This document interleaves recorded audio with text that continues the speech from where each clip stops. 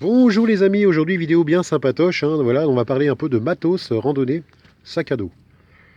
Avant de commencer la vidéo, donc je souhaitais quand même vous faire part qu'il ne s'agit absolument pas d'un placement de produit, ni d'une question d'influenceur ou quoi que ce soit, voilà, le but n'est pas de vous faire acheter le sac, c'est une présentation en fait succincte, hein, voilà, un petit retour d'expérience, donc un Rotex de ce sac, donc on a acheté nous-mêmes, mais qui est surtout pour information, un sac qui peut être vraiment pas mal du tout, voilà, de contenance 25 litres, surtout pour les gens qui ont vraiment un très faible revenu. Puisque ce sac ne coûte que 19,90 €, moins de 20 balles, voilà. Donc pour les gens qui n'ont vraiment pas beaucoup de revenus, s'équiper pour faire de la randonnée, bon, ça peut être pas mal. Donc c'est un sac de marque Crivit, donc je ne vous dirai pas donc l'enseigne qui le distribue, voilà, parce que c'est pas le but.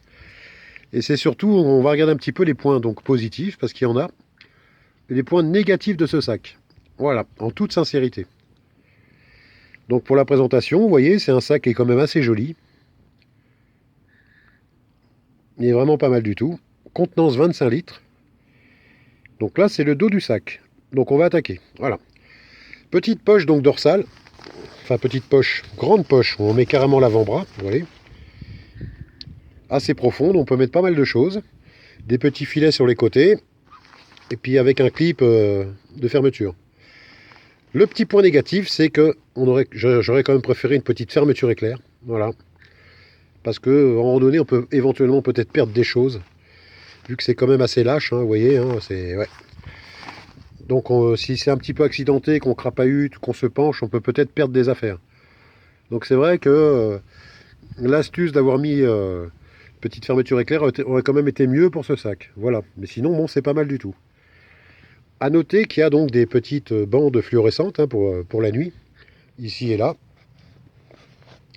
On retrouve donc pas mal de petites sangles incousues pour accrocher donc éventuellement des mousquetons, pas mal d'équipements, etc. Voilà. Ce sac a également sur les côtés des poches porte-gourde, filet, assez profonde et assez large. On peut quand même mettre une gourde nalgène, donc on a tenté, des deux côtés, voilà. Après avoir la solidité dans la durée. A noter que ce sac a également donc des sangles de compression. Si par exemple vous ne remplissez pas de la totalité du sac, vous pouvez compresser pour bien le plaquer contre votre dos, voilà, pour pas que ce soit lâche et que ça navigue pas à l'intérieur. Donc ce qui est pas mal du tout. A noter aussi que pour ce sac, on aura de chaque côté donc des portes bâtons de marche. Voilà. On coince le haut du bâton de marche, on le fait passer éventuellement derrière la sangle de compression et ici. Voilà, des deux côtés.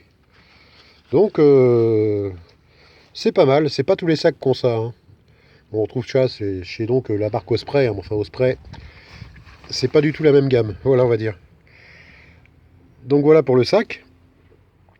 L'intérieur du sac, bon vous voyez là c'est un petit peu style PVC mais ça n'en est pas. Donc au niveau de l'étanchéité, hein, bon là c'est très fin. C'est très fin. Les coutures ne sont pas étanches, voilà, à préciser. Ce qui est pas mal, c'est la petite poche qui est sur le dessus. La petite poche qui est sur le dessus, donc voilà, hein, j'y mets ma main. Donc là on peut voir qu'il y a donc des items visuels de sécurité, hein, voilà. Langage morse, et puis donc les gestes à faire si on a besoin de secours. Éventuellement numéro d'urgence, c'est pas mal du tout. Donc là c'est une poche pour mettre vos papiers. Voilà, protégé pour mettre vos papiers. Et ce qui est pas mal, c'est le petit mousqueton pour accrocher vos clés. Les clés de voiture, les clés de la maison, voilà. Bon, comme ça navigue pas et vous les perdez pas. Pas mal du tout. Ensuite, on regarde un petit peu, il y a une sangle. Petite sangle scratch, voilà. En fait, ça sert à bloquer le tuyau de la camelback, voilà, pour le faire orienter donc sur ce côté-là, où on voit que là, donc, il y a le trou pour passer en fait le tuyau. Je vais mettre le doigt et vous faire la correspondance avec le sac, voilà. On passe le tuyau de la camelback ici. On vient la bloquer là, et donc l'emplacement de la camelback est ici. Voilà, une grande poche. Pas mal du tout. Le fond du sac a une petite plaque rigide, très fine, mais enfin bon, ça donne quand même une certaine rigidité au sac. Vous voyez? Bon, c'est pas trop mal, voilà, on va dire pour l'instant.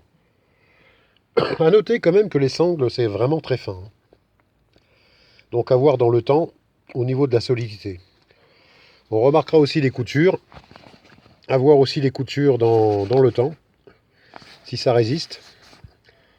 Enfin bon, il s'agit quand même d'un sac à 20 euros, hein, donc on va pas non plus, voilà.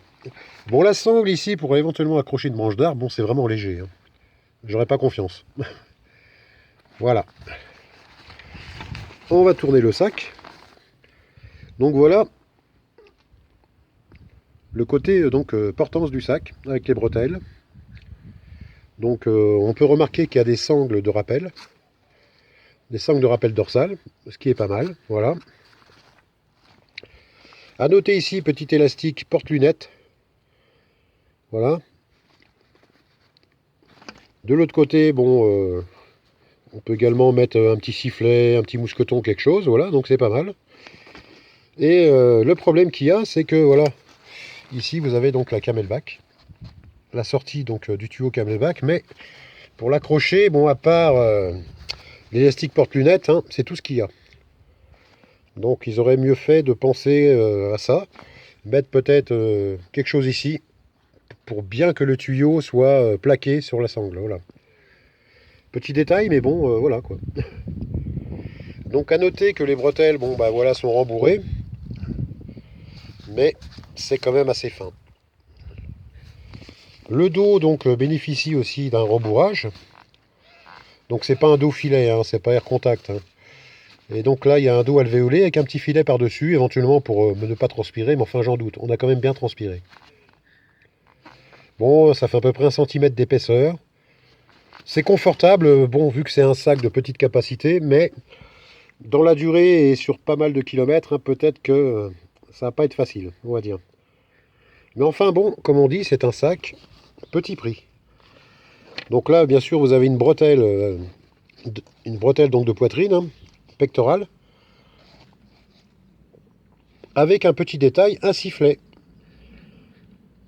Tous les sacs n'ont pas de sifflet. Bon, on va quand même tester le sifflet, parce que bon, des fois, c'est des sifflets pas top, hein, enfin que même, qui donnent rien du tout, donc je vais tester, voilà. Bon, apparemment, ça siffle. Bon, c'est pas du 115 décibels, mais enfin, ça siffle quand même, donc c'est pas mal, quoi. Voilà. Donc là, on verra donc ici maintenant tout ce qui est la partie donc abdominale, avec des poches latérales, où on peut peut-être y glisser, bon, une petite frontale, petite torche, petit couteau, voilà.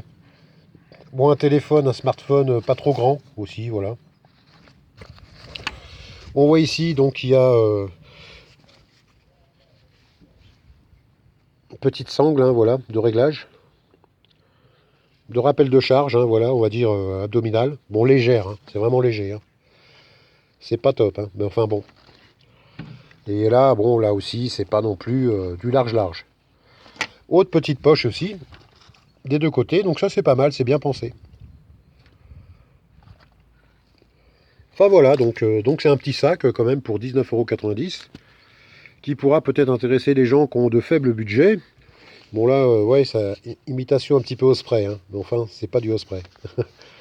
Mais bon, c'est quand même bien pensé. Il est quand même joli ce sac. Bah, moi je dirais les points négatifs, donc l'épaisseur des sangles, voilà, les coutures à voir dans le temps, les fermetures éclairs à voir dans le temps, et la solidité du sac, hein. Bon, l'étanchéité donc n'est pas prouvée. Donc à savoir qu'il y a quand même une poche, je vais vous montrer ça, sous le sac. Donc là vous avez une poche, vous voyez le symbole, donc qui ferme la fermeture, on ouvre la poche, on sort la housse anti-pluie et on recouvre le sac, voilà. Donc il est quand même assez bien équipé, pour 19,90 €, pour les petits budgets c'est très bien. Donc un retour d'expérience quand même assez concluant, beaucoup de points négatifs, beaucoup de points positifs. C'est un sac quand même qui est assez bien réalisé au niveau des équipements, voilà, porte-bâton, petit sifflet, c'est pas mal du tout, donc maintenant à voir dans le temps. Voilà les amis, en espérant que cette vidéo vous aura bien plu, voilà. Bah, que les gens qui ont de faibles revenus pourront trouver un petit sac comme ça de rando contenance 25 litres, voilà, pour moins de 20 €. c'est pas mal pour eux, voilà. Donc, en vous souhaitant quand même de belles randonnées, voilà, de passer un agréable week-end. Prenez bien soin de vous et de vos proches, les amis. À une prochaine vidéo. À ciao, ciao.